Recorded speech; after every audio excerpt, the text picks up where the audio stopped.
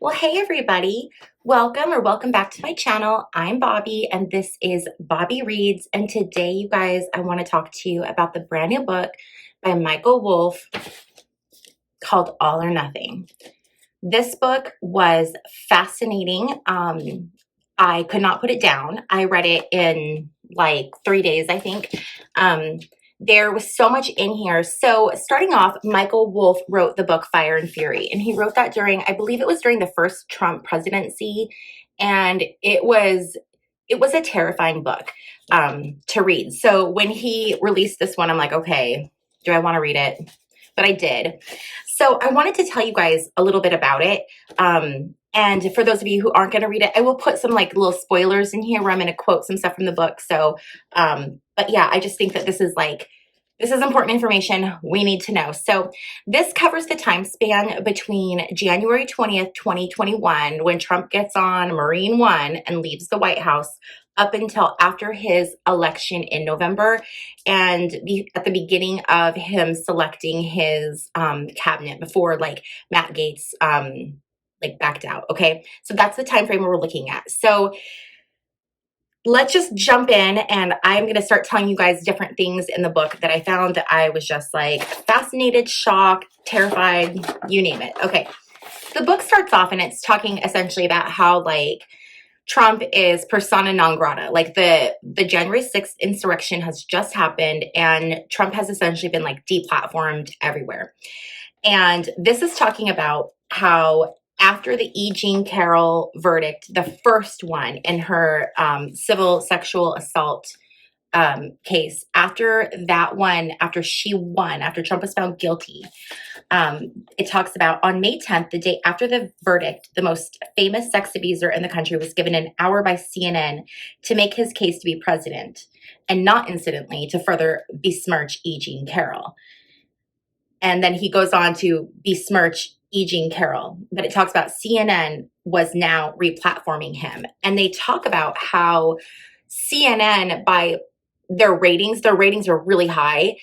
And so that was the beginning of the floodgate for all the other news agencies to like open themselves back up and to start putting Trump back on the air. So that was kind of what broke that dry spell for a while after January 6th. It was CNN of all networks, right? Another topic that the book brought up that was very fascinating was that of Natalie Harp. So according to Michael Wolff, Natalie Harp, the 2012 Point Loma Nazarene University graduate and 2015 Liberty University MBA, had a story. She had recovered from bone cancer because of Trump's right to try law, which she said allowed her to get experimental medication she needed. While there were holes in the tail, she nevertheless earned herself a speaking role at the 2020 Republican convention. President Donald Trump saved her life. And this introduces Natalie Harp, who's present throughout the entire book. Now, this woman has an interesting story. She essentially is the one who she follows Trump around with a wireless printer and prints out news stories, but only those that are flattering to Trump.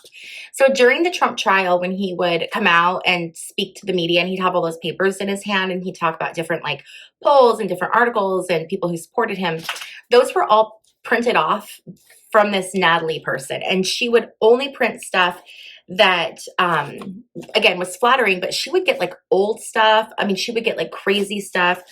And the book talks about how she becomes this significant gatekeeper, okay?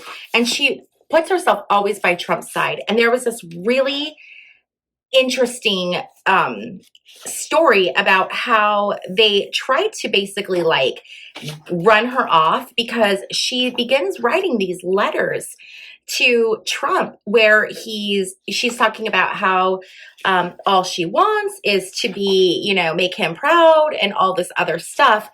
And the Secret Service is like, this lady is becoming a security threat with her obsession. So they try to like get rid of her. And one of the things that she would do is she would follow Trump around when he was out golfing on a little golf cart. She'd have her own golf cart and she would follow him around. And even on the golf course, she would be printing out these news stories for him. One of the stories they talk about in the book was how they like actually got rid of her golf cart so that to try to keep her away. This would be like Susie Wiles and Chris LaCivita, and different people to try to keep this Natalie away. And they tell this story in the book about how when they're in Scotland and he's playing golf, they don't have a golf cart for her, so she puts a 30-pound printer on her back and runs on foot after Trump and his golf cart to be there for him to print out these stories. I mean, this is just, he's quoted as saying he likes, or I guess someone else was quoted as saying, an Entourage member said, he just likes people who are, entirely in the sycophant territory. So there's that whole thing that's really interesting. The whole relationship with Natalie is just kind of like crazy.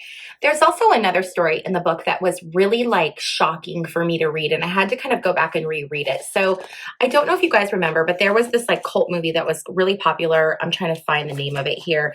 It was like a counterculture, a movie called The Sound of Freedom, and it was like really big, and they among like the MAGA circles, and they were doing like all these showings of it.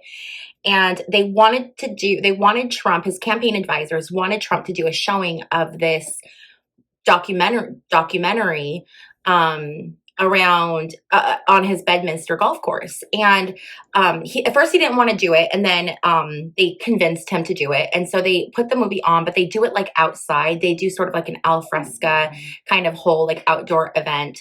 And they talk about like how they have this all put together, and there's these like people that are like golf club member people, so like older people. I think they refer to them as blue hairs, and they're watching this movie, and they talk about how the movie was so disturbing that there were like audible sobs in the audience.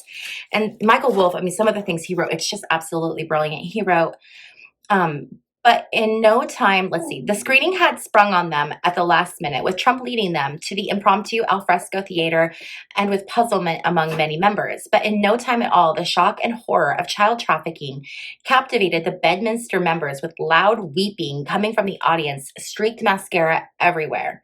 Trump himself was dabbing at his eyes. After crying at the horrors of child trafficking, the audience got to go for a soft serve cone from an old-fashioned ice cream truck brought in for summer events, dipped in sprinkles or in chocolate coating. The disconnect there, like it's shocking to me, but I think it's because these people, the wealthy elite people, don't live in any kind of a reality.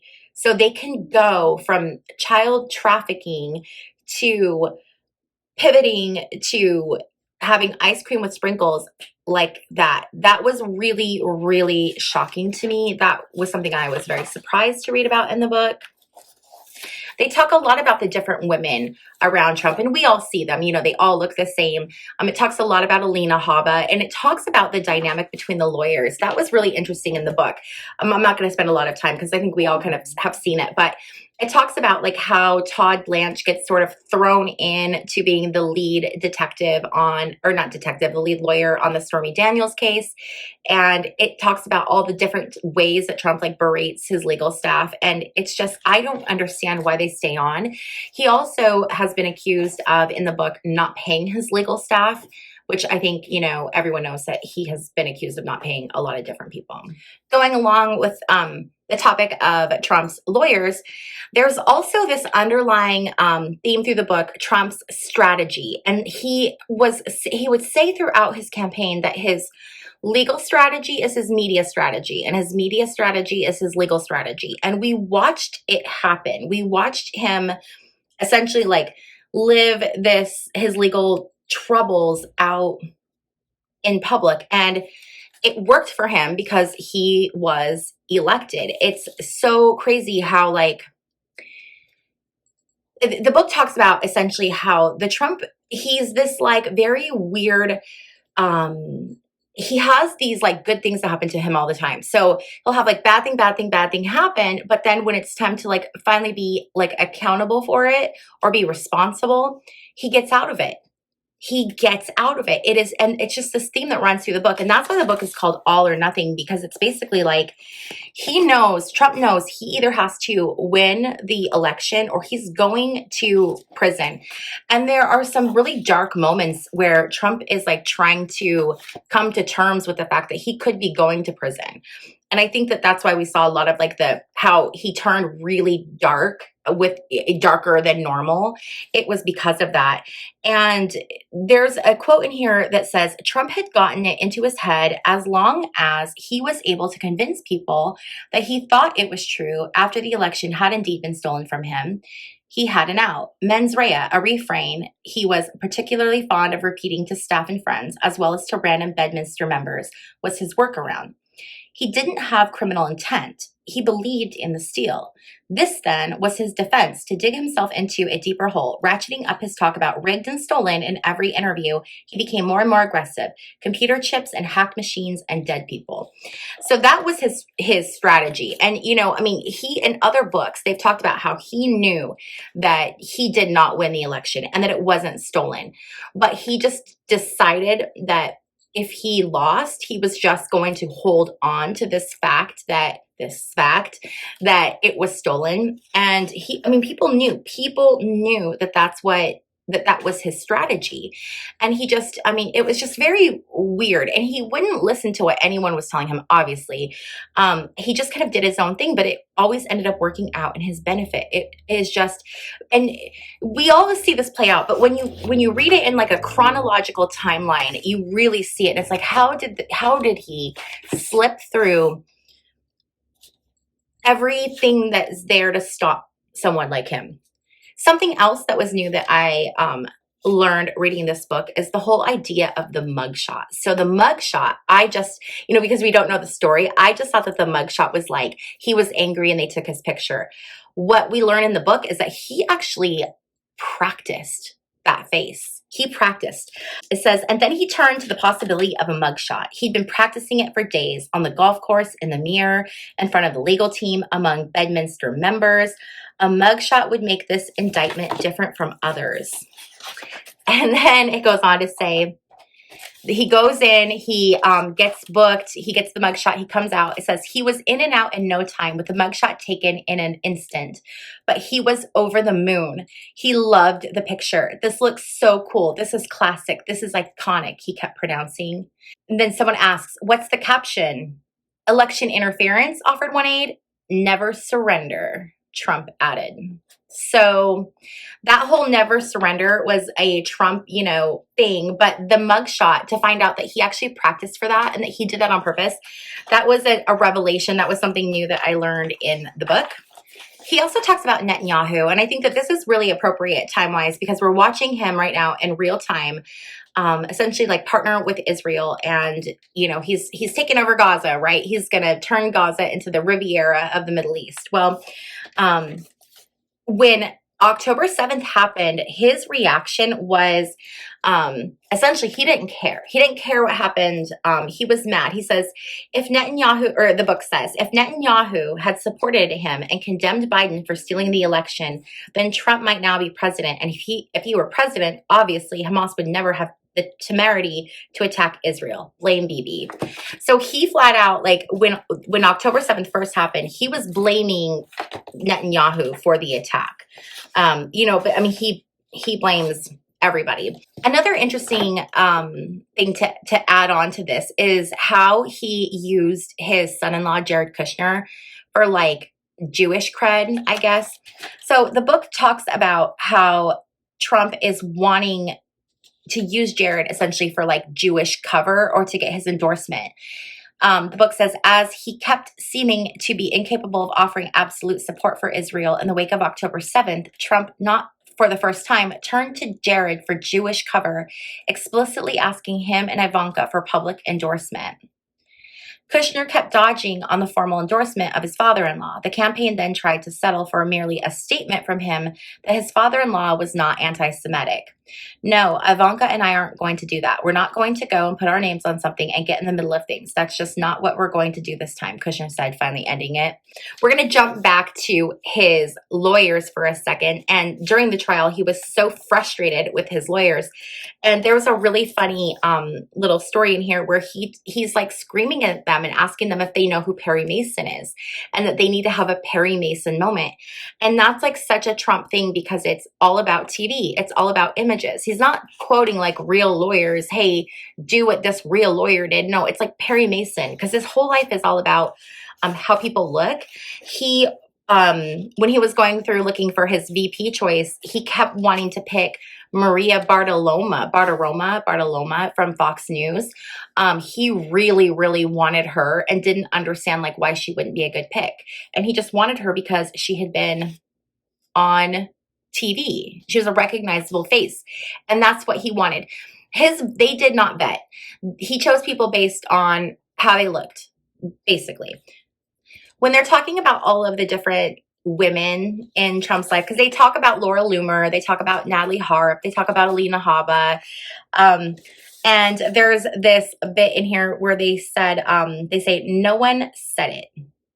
No one would ever say it. Of all things, you did not tread into personal territory with Donald Trump. But he was, if you had to draw the obvious conclusion, post-sex. He replaced it with politics. There's a liberal dilemma. Would they rather he preyed on women or on the country? Remarked an amused Steve Bannon in the waning years of the Trump presidency.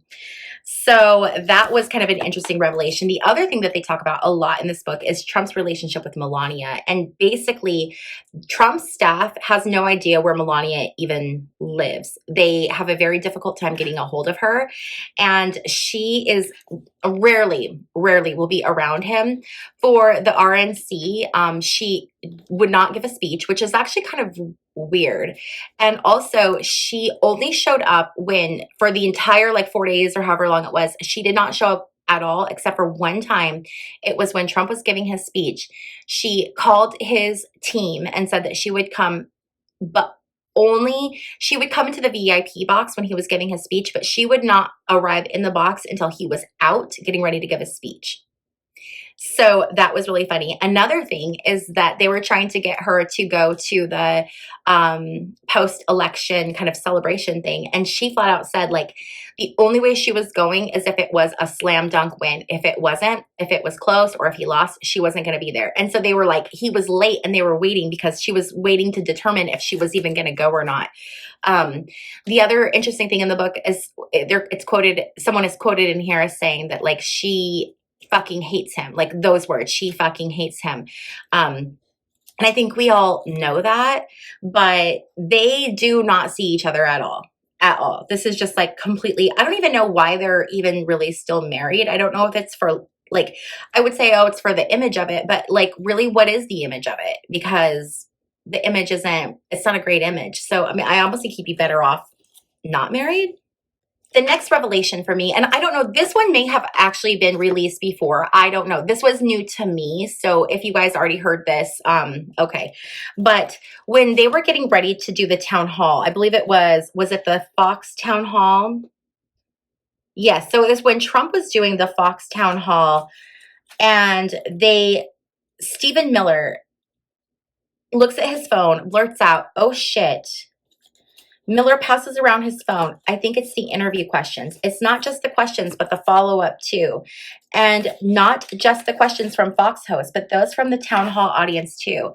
It was better than something falling off the back of a truck, if you catch my drift, Trump tells friends, spreading the tale of his good fortune far and wide.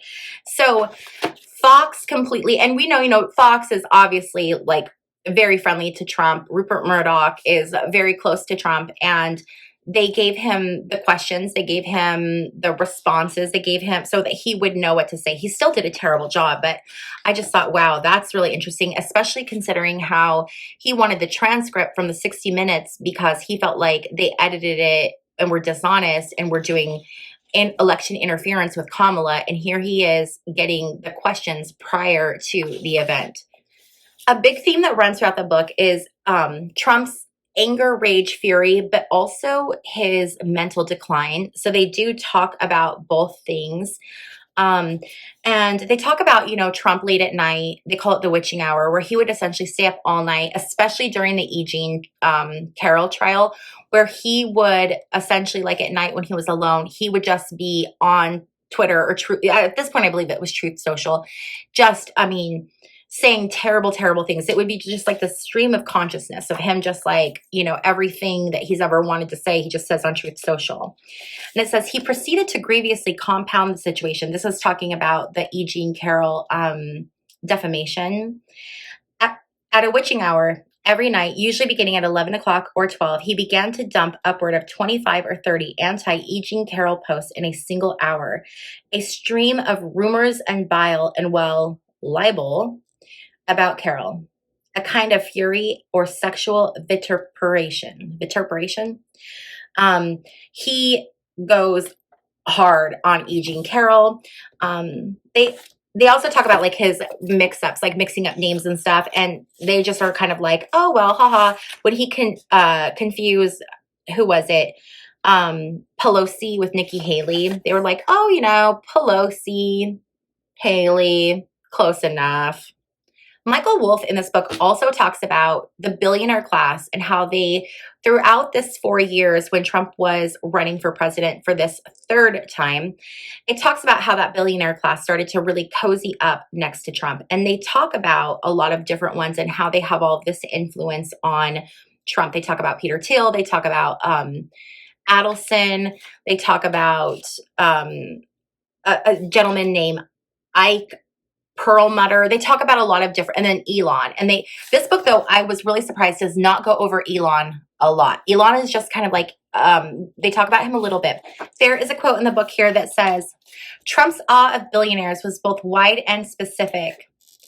Any billionaire anywhere was an exception to any other feelings or prejudice he might have. Anyone who was a billionaire was vastly better than anyone who was not, and worthy of the greatest respect. The Billionaires Club was a club in which Trump not only needed to belong, but might die if he did not. They talk about this Ike Perlmutter and a guy named Gore. They were trying to build a coalition around him and trying to build like all of these super PACs to basically have control. Meanwhile, you've got Elon Musk creating his own super PAC. You have Adelson. I don't know. I can't remember her first name. Miriam Adelson. She was married to Sheldon Adelson, but he passed away. But it talks about all of these different, the influence that these different billionaires have. And the book specifically talks about Trump's search for a VP, and it was really about like who he owed favors to. And the only reason that Vance was chosen, and I think we all know this, but I mean, Vance was chosen because he was recommended by Peter Thiel, and Peter Thiel would give Trump $10 million if he nominated JD as his VP. There were other billionaires that were giving money as well if he chose JD. Tucker Carlson was also pushing him, and so was Don Jr. Michael Wolff tells a story in the book about when Trump did his return to Butler and Elon Musk came on the stage and did that famous thing where he was like jumping and his belly was bared. The book mentions that, and it talks about when they arrive, Elon, wandering about by himself with only a thin layer of assistance or security, is hungry. Someone produces a bag of pretzel sticks. The suggestion is made that JD is here and would love to speak to him. Musk, sitting down and eating his pretzel sticks, politely declines. I have really no interest in speaking to a vice president. Later called on stage with no one having any idea what he might say, Musk bounds up and suddenly, in Mick Jagger style, prancing and jumping becomes a headline, his t-shirt rising far above his midriff. What the fuck is wrong with this guy, says a bewildered Trump, and why doesn't his shirt fit? So that is what Trump initially was thinking of Elon Musk. Now, when it comes to the millionaires, we understand that Trump had a lot of big judgments. He had the E. Jean Carroll judgment of, I believe it was $88 million. It was $5 million for the first lawsuit, and then it was another $83 million for the defamation. So he owed her $88 million. And then he owed for this New York trial for the business fraud, it was 400 and something million. I don't remember the exact number. So essentially like $500 million he has to come up with. And so he's in this position where there's these millionaires around him that are willing to give him money for the election, which in turn, you know, he can use to benefit himself and keep himself, you know, put the what is it, the backing for the judgments. It's called a bond, or I don't think that's right, but he has to put up money essentially for it. So he needs these people. He's at their mercy. There was something interesting. They talk a lot about abortion and how Trump was very much struggling. He did not want to talk about abortion on the trail because he kept saying what's our position? What's our position? And there wasn't really a position. And then he was talking about IVF and then 6 weeks, and that he was going to vote for the thing in Florida, the 6-week ban, or he was going to vote against it. However that was, if it was for or against, he was going to vote against it for more time. And then he was, ripped apart for that because I just don't think he understood. But I thought this was really interesting, an interesting little story in here, a little little thing, because Trump now is trying to be very pro-life, and I thought this was an interesting quote. It says, "Indeed, he had for many years volubly and freely voiced his views about condoms. He hated them and boasted that he had held a personal celebration in 1970 when abortion became legal in New York State. The Trump law," he said, "was what it should have been called for how often he would use it." So again, we know that Trump is pro-choice, but yeah, so that was an interesting little quote in here. Something else that I thought was just disgusting is they're talking about during the trial in New York. This is the Stormy Daniels trial. And they talk about how Trump had gone on social media and had railed that Judge Marchand was not going to let him attend his son's graduation. And of course, Judge Marchand allowed him to attend his son's graduation, but so Trump, throws a fit. Judge Marchand then gives permission, but before the actual graduation itself, they say, "Over the weekend, Barron had told his father he would be willing to sacrifice going to his graduation, and on that day would accompany his father to court," which Trump thought was sheer brilliance. He turned now to Blanche and ruefully asked if he could get the judge to take back his permission. He had the audacity to say, "Can we get the judge to take back his permission so we can say that I'm actually not allowed to go and have Barron miss his graduation and go to court with Trump?" He's just, always looking for some way to use his kids or his family or his situations and make it good TV. That is all Trump is thinking of ever. They talk about how Trump sort of started to develop his stump speech and the whole Hannibal Lecter thing. And one of the things that they call out in the book is that they think that perhaps he was confusing asylum seekers with people in insane asylums, not knowing the difference. And that's where the whole Hannibal Lecter thing came up. And a lot of people have wondered, is he just confused on what that means? And the consensus is, yes, he is just confused about what that means. Another quote in here that was I felt just really descriptive of Trump talks about the bad guyness of Trump, hardly a secret, is succinctly gathered here in one place. He likes to screw anyone over whom he has an advantage. This is virtually a business model. He belittles his children. He regards his wife, indeed wives, as disposable. Really, how long would he remain single if he divorced Melania? He rhetorically wonders.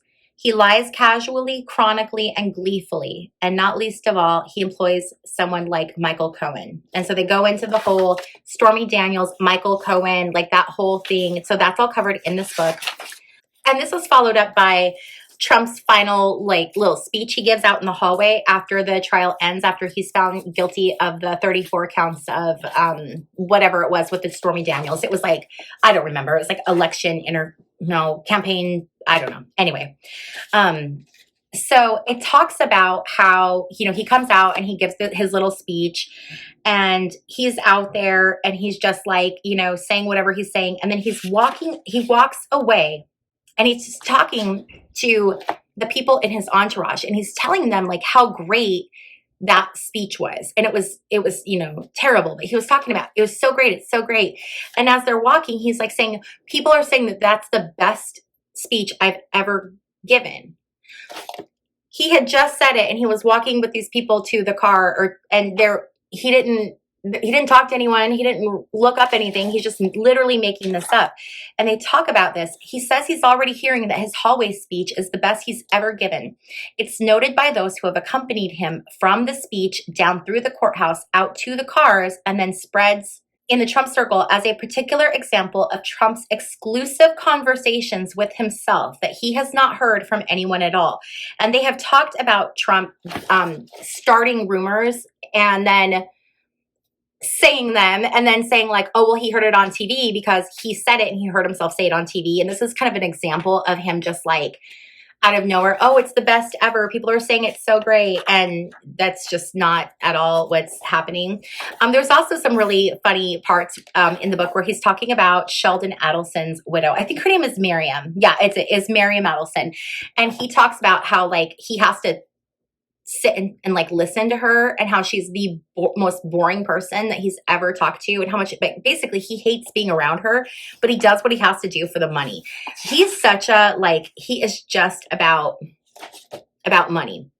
So towards this book it goes into the debate between Biden and Trump. Now this was a kind of a sad thing to read about because we all like, well, I don't know if all of us, but like I watched it happen and it was, you know, it was sad. And there was a really poignant line in here that Michael Wolff talked about where they were talking about Biden. And from the beginning, like when he started, they say Joe Biden was sundowning before 50 million people. And that just like, ugh, because he kind of was.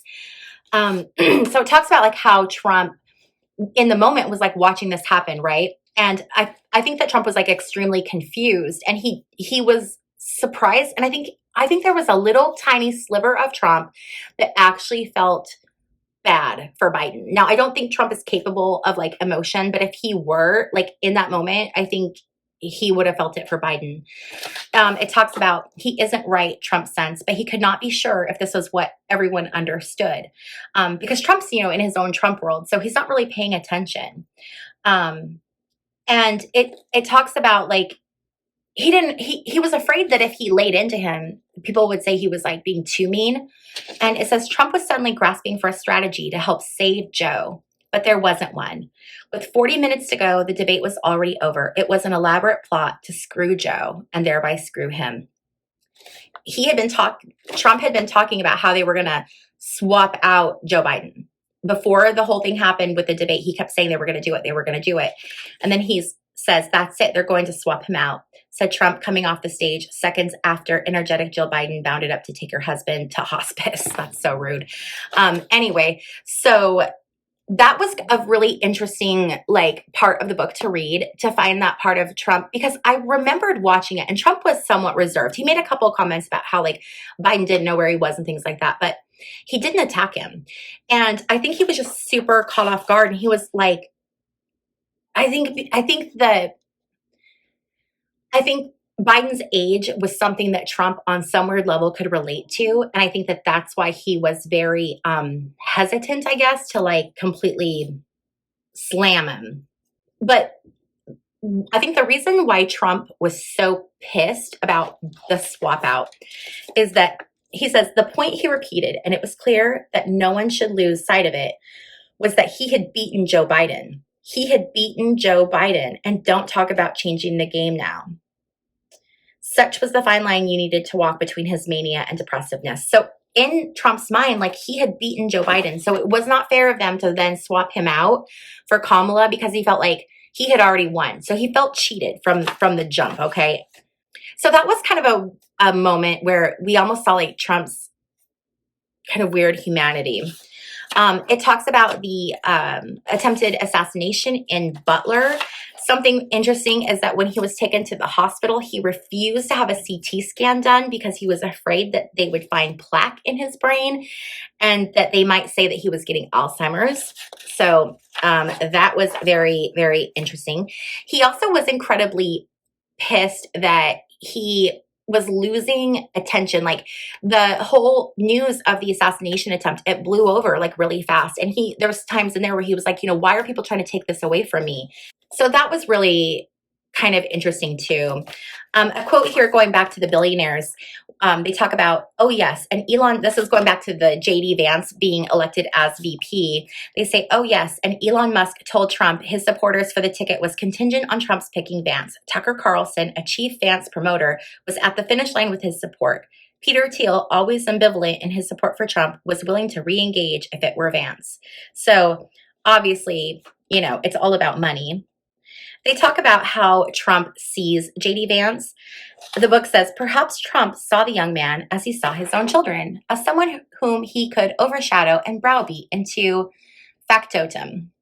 So that was very, very interesting.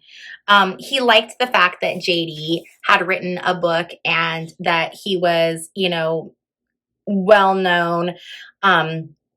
As the campaign started to go on, though, and people started to talk about how JD Vance was weird and all of that other stuff, Trump got incredibly pissed. He did want to switch out JD Vance, but that didn't happen.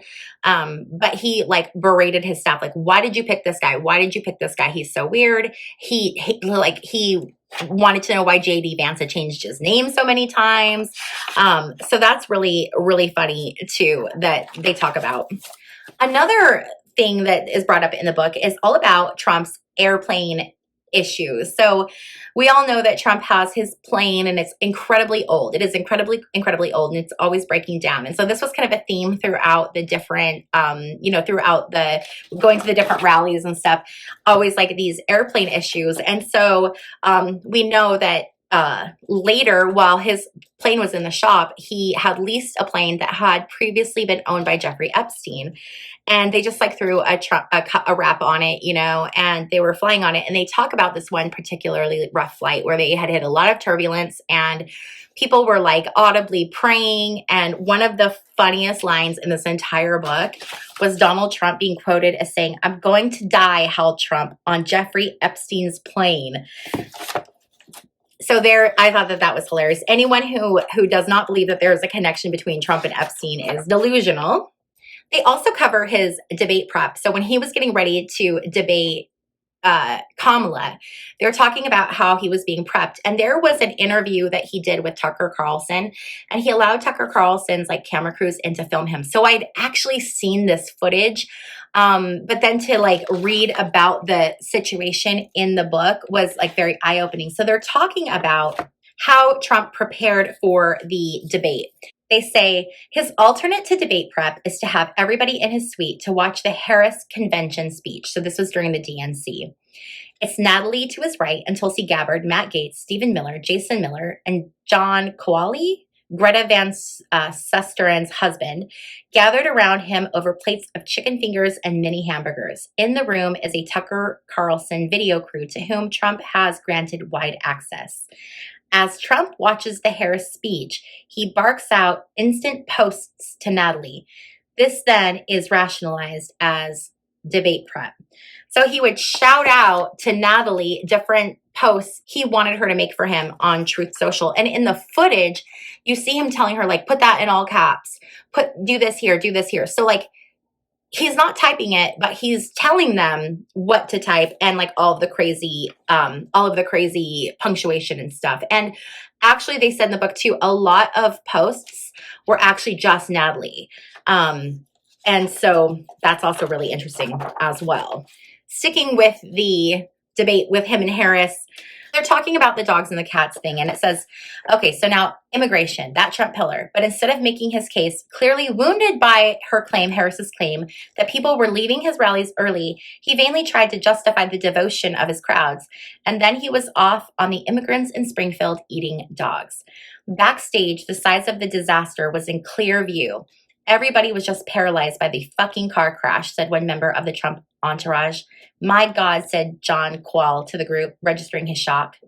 The Democrats, in the estimation of the backstage team, had researched all of the Trump hot buttons that might be pushed, and one by one, Harris was pushing them. And then it goes on to the whole fact-checking situation, because apparently during his initial agreement with Biden, there was going to be no live fact-checking. So then when David Muir started fact-checking him live, It pissed him off, but then also his team backstage was like going crazy. And they were talking about how Jason Miller on Trump's team had like, they thought he had negotiated no live fact checking. And he had told them that, but there's some confusion. It seems like he perhaps didn't negotiate that into the deal.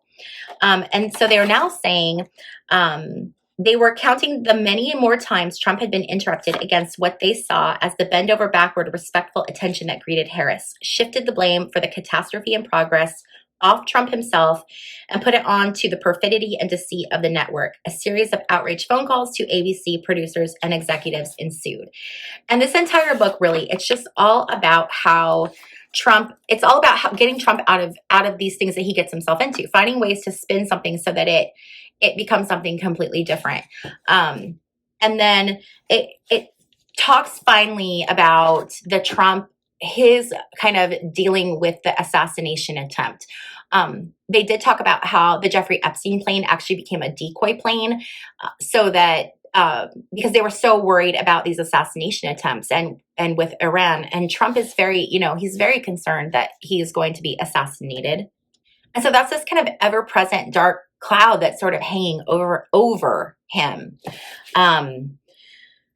So this book was, we went through all of my points. All my Post-its are here. So this was a lot. Thank you for sticking with me. I know that this is going to be kind of a long video, but it's a lot shorter than actually reading the book. But this book is definitely worth a read. It was really interesting. I really liked it. It read pretty fast. It was a good read, but it's like confirming or retelling things that we kind of basically already know, with the exception of those like few little things in there that were just shocking. The fact that Melania, they don't even know where she lives. It's bonkers. But if you guys have read this, let me know what you think. What do you guys think about this? If you haven't read it, are you going to pick it up and read it? I would love to know. Please leave me a comment to let me know what you guys think about this.